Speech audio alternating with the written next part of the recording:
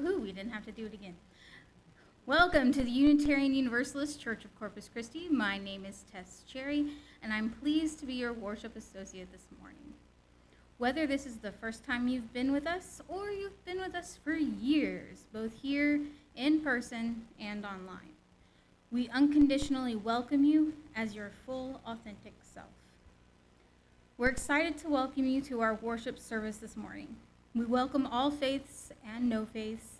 In particular, we welcome you as you are and whoever you love and wherever you are on your journey. Our gathering together during this time has intention and purpose. This space at this time is holy and sacred. Though we may sometimes fall short of our ideals, we come together with the intention to grow as spiritual and moral beings.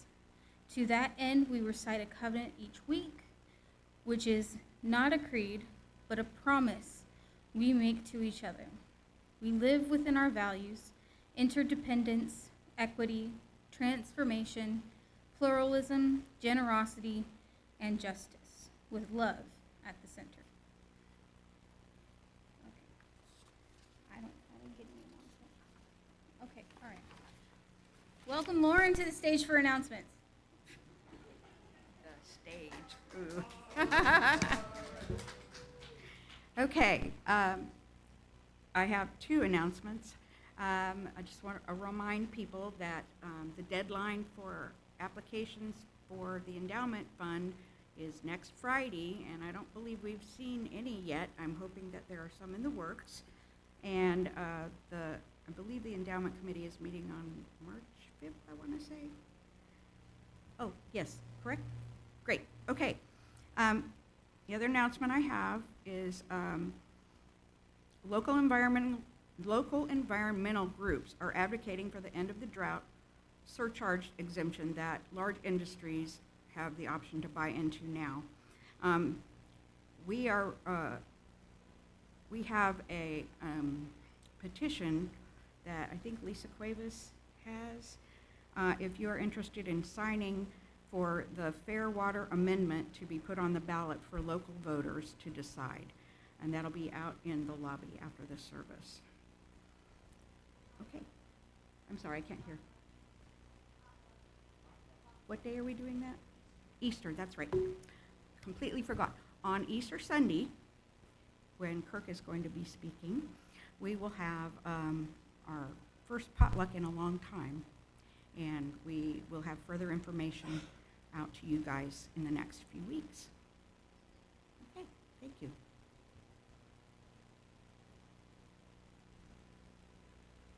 Thus endeth the announcements.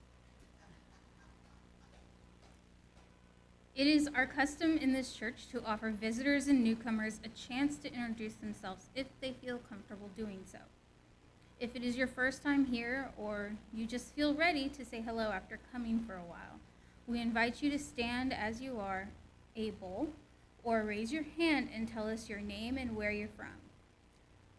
Ren has the mic and we'll bring it to you, and make sure to speak into the mic so our audience online can hear you as well. Is there anyone who would like to introduce themselves today?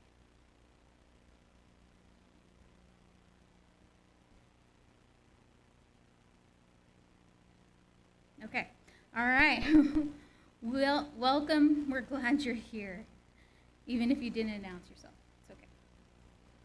We welcome you and invite you to please join us for conversation and coffee after the service. We would like to get to know you. Our service will now begin.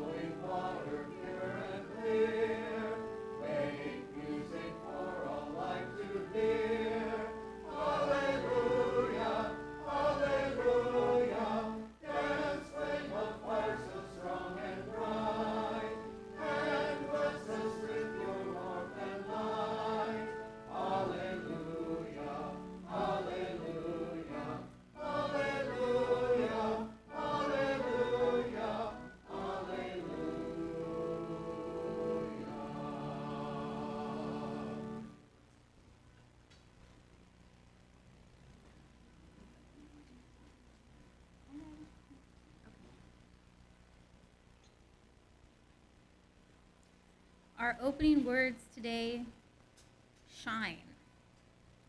Like the cosmic dust following after a great Perseid meteor. We are living remnants of time and all that has come to pass in its wake, briefly shining lights on the way to eternity. We are only visible to the naked eye for an instant. Take this moment to shine like the stardust you are.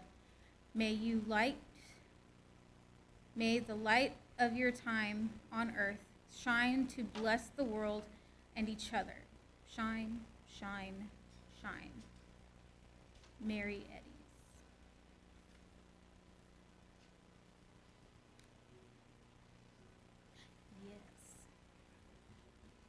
Yes, we're gonna light the chalice.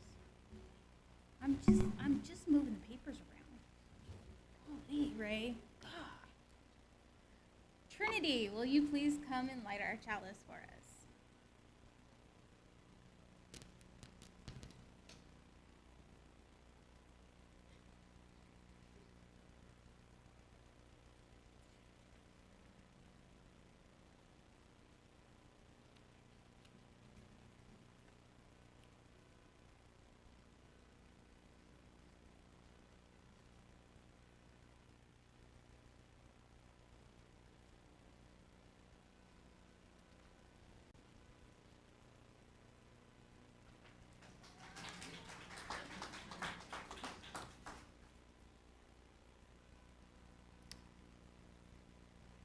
Please rise in body or spirit for the affirmation of our church covenant.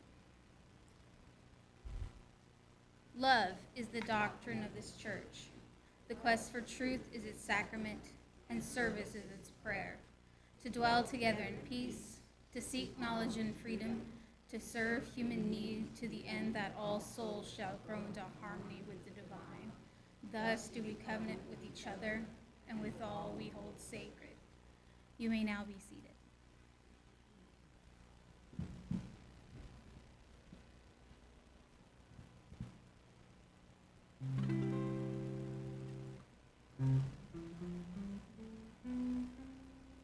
Do, re, mi, fa, sol, la, ti, do. Do, mi, sol, do.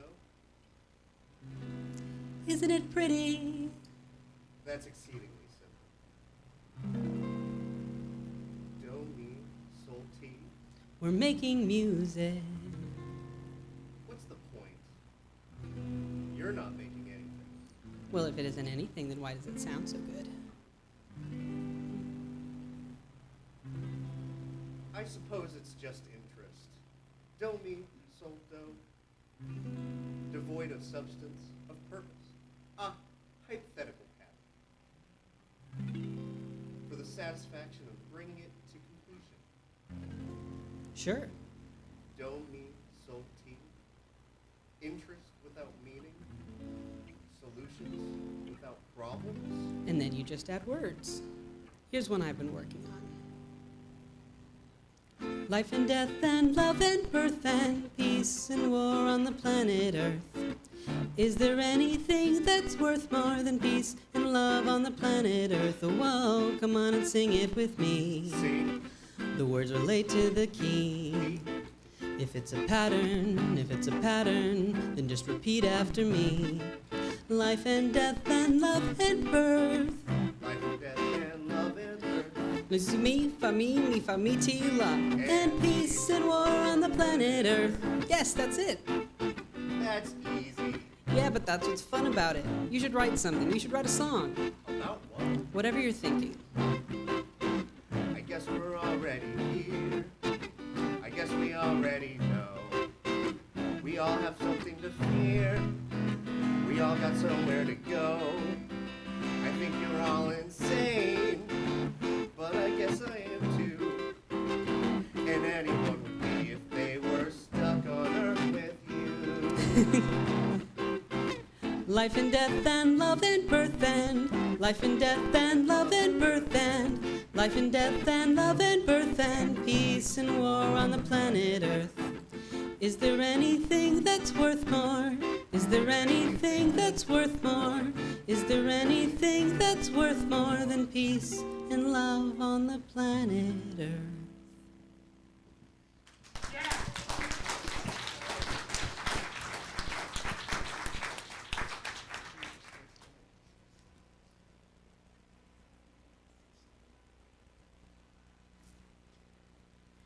Our story for all ages is actually going to be brought to you by a very intelligent man. Yes, man. His name is Neil deGrasse Tyson, and we would like to hear from him now.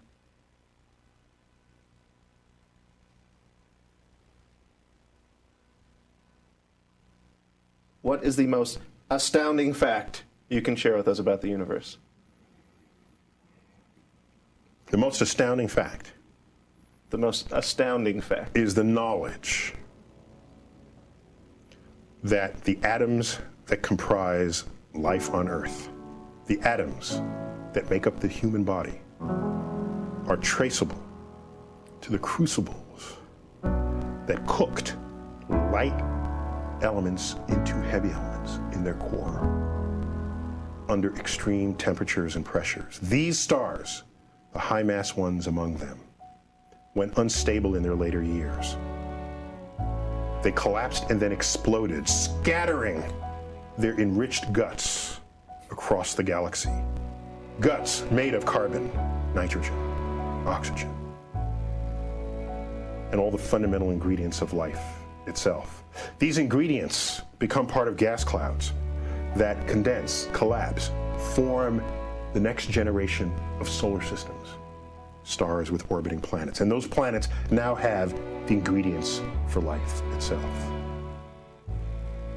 So that when I look up at the night sky, and I know that, yes, we are part of this universe, we are in this universe, but perhaps more important than both of those facts is that the universe is in us. When I reflect on that fact, I look up. Many people feel small because they're small and the universe is big, but I feel big because my atoms came from those stars. There's a level of connectivity. That's really what you want in life. You want to feel connected. You want to feel relevant. You want to feel like you're a participant in the goings-on of activities and events around you. That's precisely what we are, just by being alive.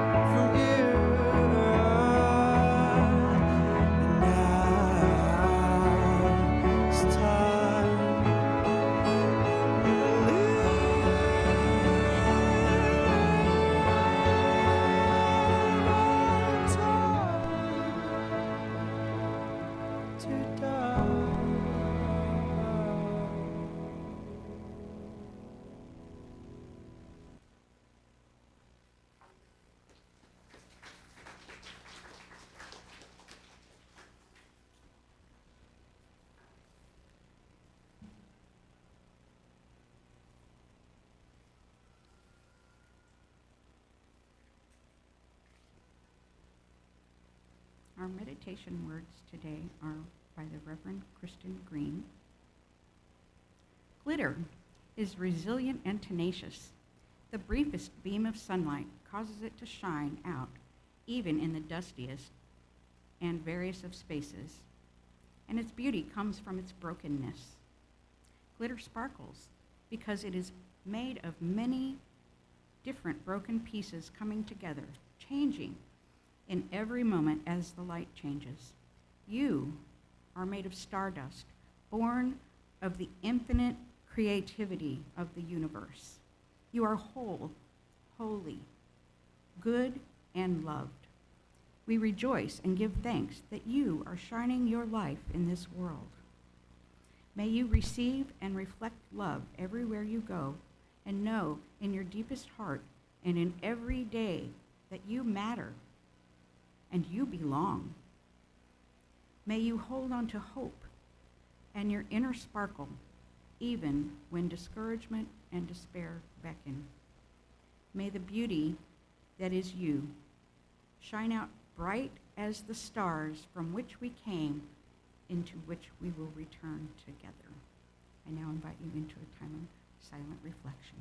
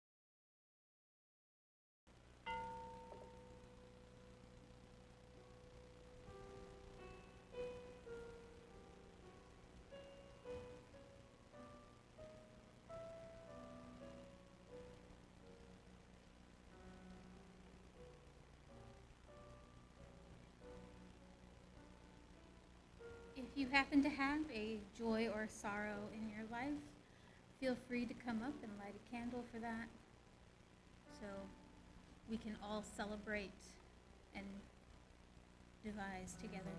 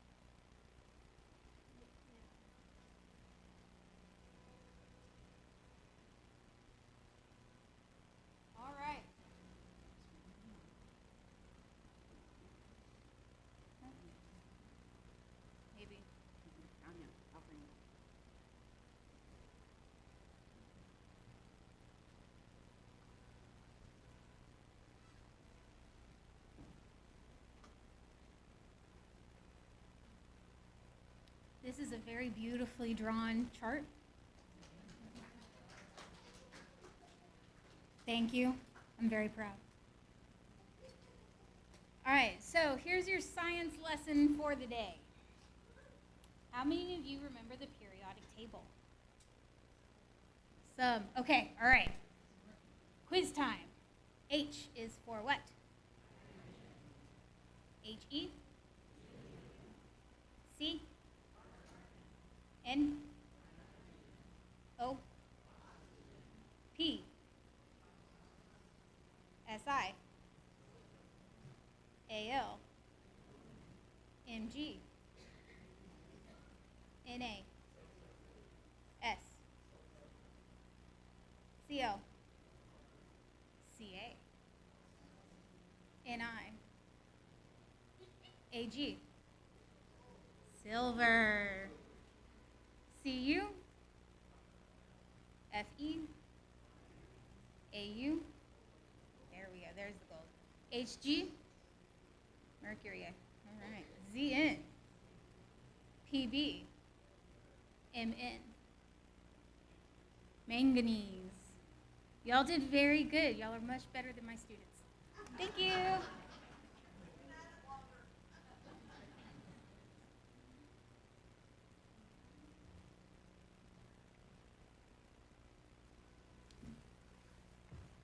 So this morning, we have a wonderful little play, and it's called Startull, the life of an average yellow star. And we have 4 people, including myself, that have agreed to act out this wonderful little play, and we have not had time to rehearse, so it's very impromptu. So enjoy. Once upon a time, in our very own galaxy, the Milky Way galaxy, an average yellow star was born amidst a cluster of bright blue sibling stars. Let us call this average yellow star Startull, because any star that is to be the hero of a story deserves to have a proper name. Hello, my name is Startull, and I don't want to be an average yellow star. Startull and its sibling stars were all born at the same time. They were jolted into existence by the exploding shockwave from a nearby supernova star that was dying. In this way, one generation of stars gives birth to the next. It seems this is the way of the universe. I'm the same age as my sibling stars, but all of them are big, bright, and the most beautiful color of all, blue. Startull, the average yellow star, looked a lot like our own star, the sun, would have looked at an early age. We Earthlings know that our sun is powerful. We know that our sun is big and that it is bright. But Startull didn't feel powerful. Startull felt small and dim and weak compared to its sibling stars, who were all big, blue, and 1,000 times brighter. Oh, I want to be big, I want to be bright, and most of all, I want to be blue. Soon after they were born, the sibling stars started to wander away from their place of birth and from one another. After 20 million years, they were still close enough to carry on a conversation, but not for much longer. So Startull, the average star, called out to one of its big blue siblings. Hey, big blue. Hey, Startull, what's up? Nothing much. What about you? Something strange is happening to me. I'm not sure what it is. I've been squeezing hydrogen and helium into helium all my life. Me too. Well, I'm not doing much of that anymore. What? If you're not making helium anymore, how do you stay so bright? I seem to be squeezing helium into lots of other stuff, especially oxygen and even some silicon and calcium. I wonder if all that will happen to me. After all, you and I are the same age, so I should be changing too. Just then, a stranger wandered near the pair of sibling stars.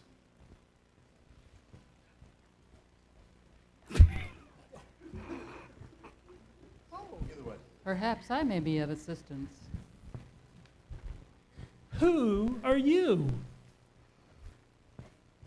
I am an elder yellow star.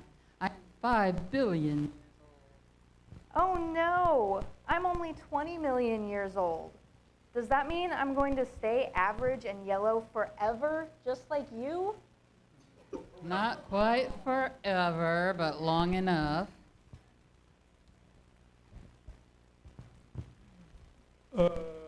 Startull, I feel strange, like I'm getting sick. Oops. Oh, I skipped my. Oh.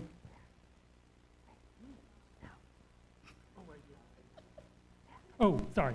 Hey, old star, sorry. Hey, old star, you're upsetting my sib. Just leave us alone. Young one, I don't have time to explain, but be prepared for a tumble. I'll see you again after things settle down. The elder yellow star swung around and headed back into the galaxy. Startull, I feel strange, like I'm getting sick. Maybe you should keep your distance? Okay, Big Blue. I hope you feel better soon. Startled turned and saw Elder Yellow Star retreating into the distance. Having nothing better to do, Startle began to follow. Then all of a sudden there was a terrible explosion. Startle lost balance and began to tumble. Startle tumbled so fast and so far that when the yellow star finally regained consciousness, it was right alongside the Elder Yellow Star.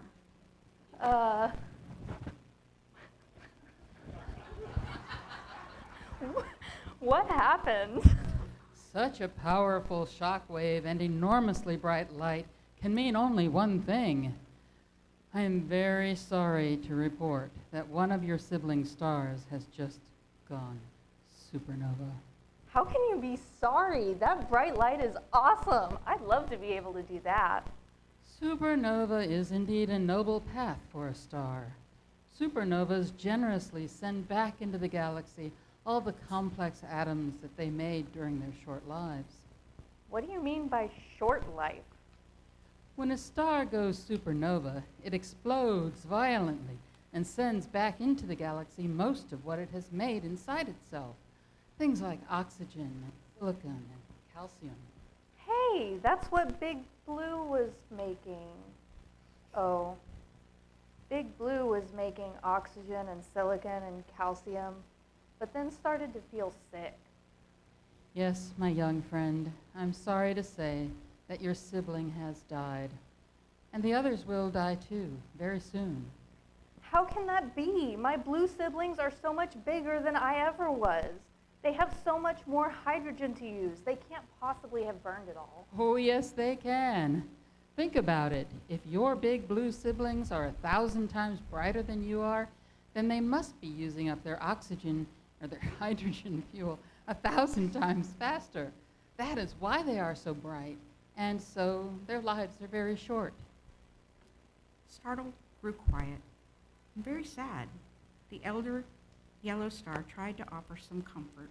Such is the way of the universe, my friend. We all die.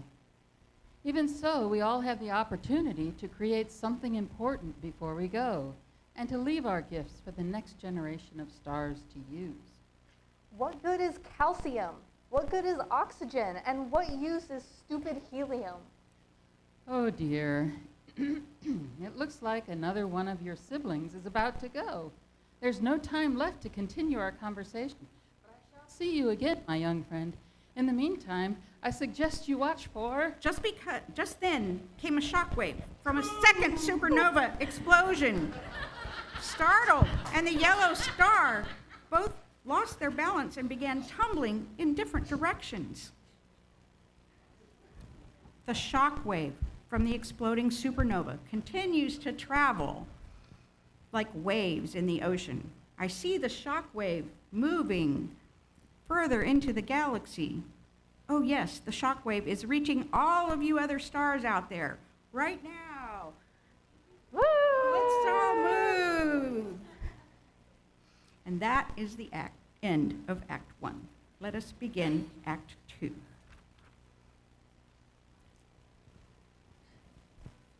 Our sad young star was now alone. Many years would pass, and thankfully, so would the grief. In fact, billions of years would pass before the two yellow stars would meet again. But this time, Startull would not recognize the elder star. Hello, my friend. I see that you have made something of yourself indeed. Oh, you startled me. Who are you? Of course you do not recognize me because I am no longer yellow.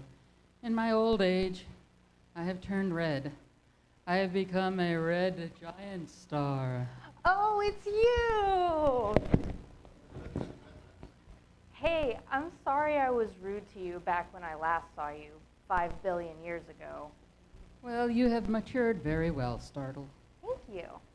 I'm thrilled to see that in your 5 billion years as an average yellow star, you have actually created more than I have done in 10 billion years. What do you mean? Oh, you must not have heard me when that second supernova shockwave struck us both. I tried to tell you to watch that third planet of yours. You mean this little speck that keeps circling around me? Indeed. It's colder than even the weakest of stars. How could anything exciting possibly happen there? It can't even make helium. I suggest you examine that little planet carefully. It has turned a lovely shade of blue. I still love the color blue, but I no longer wish to be anything other than yellow. Look closer.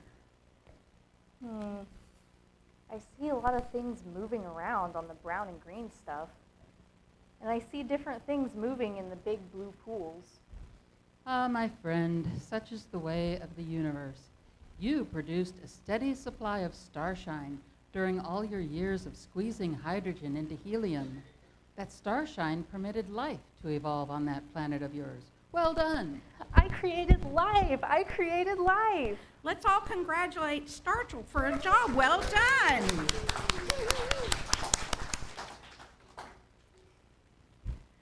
Wow. I now see that being average, dim, and yellow is actually better than being big, bright, and blue. Not so fast, my friend. Look at your planet again and then answer this question. What is the atom that makes the bones inside those moving things strong? I don't know. Who can help Startull learn which kind of atom makes bones strong? Calcium. Yes, it is calcium that makes strong bones. Now, Startull, answer this question. What atom is at the very center of the red blood cells in those moving things? I don't know. Anybody know? Iron. Yes, it is iron that is in the blood of those creatures. Now tell me this, Startull. Where did those calcium and iron atoms come from? I don't know. I wonder. Could it be a blue star? Oh, I understand. Calcium and iron are made inside of big blue stars. So all of us are important. Yes, I now see that big blue stars are very important too. But what about you, old one? Are you doing anything important now that you turned red? Look again at your little planet and answer this question. What atom is inside of every cell of every living creature? I don't know. Carbon. Indeed, carbon is precisely what I am now creating as a red giant star. That's a wonderful gift. Will I ever make carbon? Yes, but that won't happen for a very long time. During the next 5 billion years, you will remain an average yellow star. But you will be an average yellow star with a very important responsibility. I will do my job well. I will keep sending starshine to the life on my little planet. Very good. Now, friend, I must go. Why? It will soon be time for me to recycle back into the galaxy the gift of carbon that I have created. And maybe, just maybe, an average yellow star who is yet to be born will be surrounded by planets. Perhaps one of those planets will put to use the carbon atoms I create.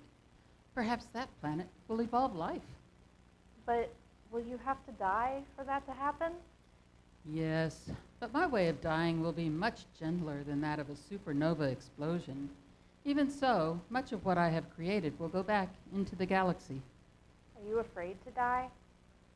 I used to be afraid, but now that I am old, I am very satisfied with the star life I have already lived. As a red giant, what matters to me most is that this whole amazing process continues.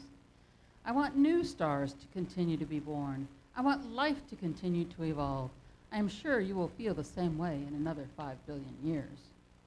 So I'm gonna die too? Such is the way of the universe. Everything dies eventually, and that is what makes possible this whole grand circle of life. Without death, there could be no more birth. The circle of life. I think I understand that part. My friend, know this. Another 5 billion years will pass before it is your time to recycle the stardust atoms you have created. So carry on as magnificently average yellow star, and continue with your cosmic task of helping one of your planets evolve life. You can count on me for that. The red giant star, who was once just an average yellow star, turned away and began to wander gracefully into the abyss. Startull watched its friend growing dimmer and dimmer until there was nothing left to see. Perhaps the star had simply ventured out of sight, or perhaps the red giant had shed its cloak of hydrogen and helium and carbon and was cooling into a very dim white dwarf. Millions of years would pass. Startull continued to make more helium and was very busy watching how life evolved on its little planet. Startull often remembered with affection the elder yellow star. And Startull remembered, too, its big, bright blue siblings, all of whom had long ago died in glorious supernova explosions. One day, while wandering through the galaxy, Startull saw a very young and very average yellow star in the distance. You know what happens next. Startull began to move towards the young star. Hey, hello there, young one. Such is the way of the universe, the end. And I'd like my actors to please come up and take a bow.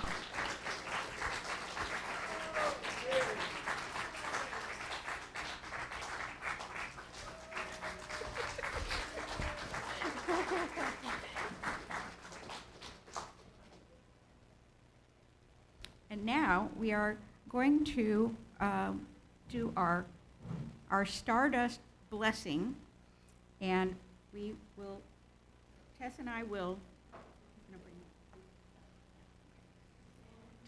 will anoint you with glitter if you choose. It's in mineral oil, and it's body-safe glitter. And if you don't, you can come up and get a blessing anyway.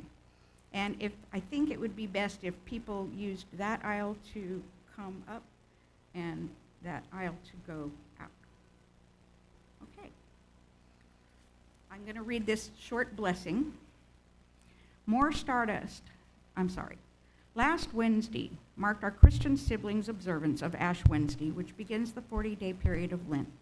The Christian practice of marking foreheads with ashes symbolizes our mortality. Alternatively, the Unitarian Universalist perspective of Ash Wednesday is a cosmic one, which reminds us that we are all made of the very particles that come from stardust. We are made from the same materials present at the Big Bang. We are stardust, and to stardust we will return. Our Stardust Communion is a way to remind us that we are unique and special, and one day it is our destiny to return to the stars from whence we came.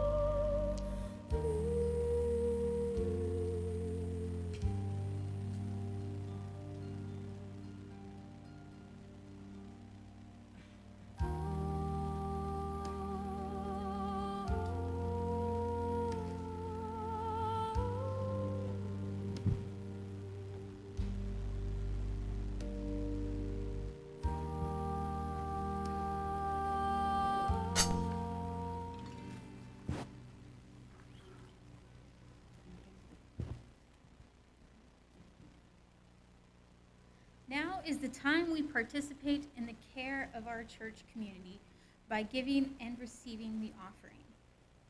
If you are contributing to your pledge today, please be sure to write pledge on your check or cash envelope.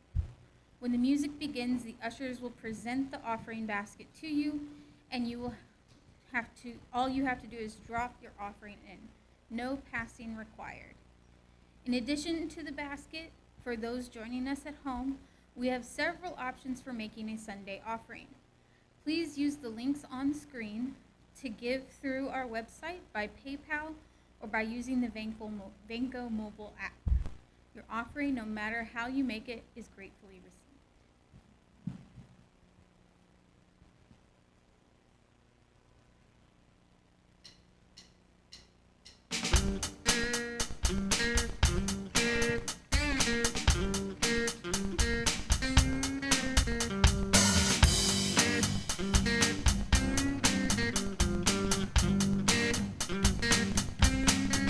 Well, I came upon a child of God. He was walking along the road, and I asked him, "Tell me, where are you going?" This he told me.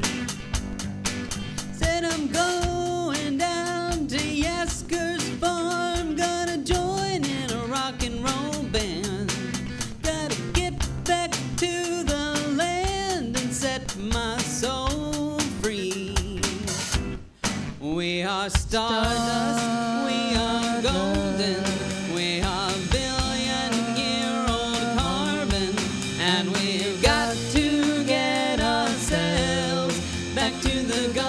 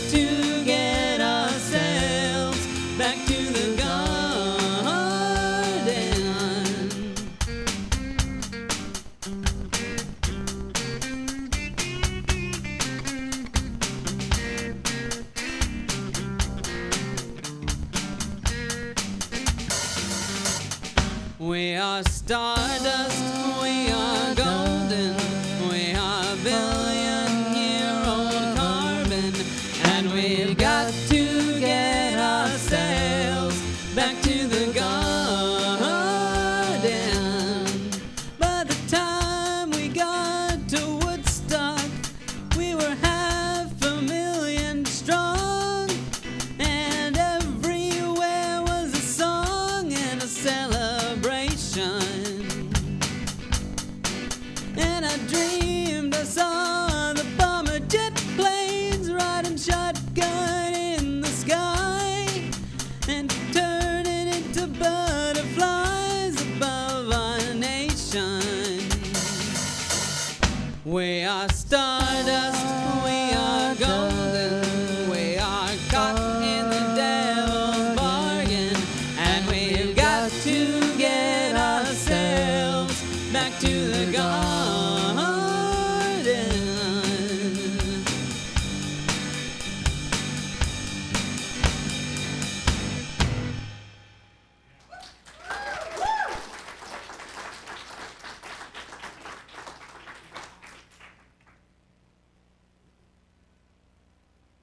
Our chalice reminds us that the fire within ourselves is the same fire that illuminates the universe. It is our reminder that it is all connected, even though the space of the void is vast, and our experience here is but a blip in the cosmic timeline. This flame is our promise that in our smallness and our short time on this earth, that we live intently and deeply, with love for one another, with honesty and integrity, to be guided by rational thought and critical thinking, and with a sense of shared responsibility. For as the late astronomer Carl Sagan reminded us, this pale blue dot is the only home we've ever known.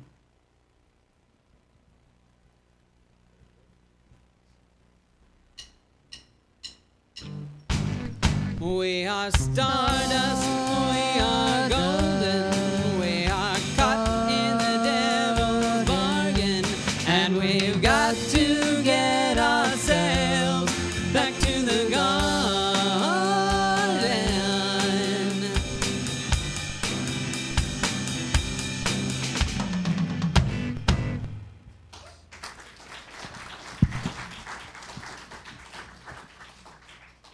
Go in peace, my friends. Go in light.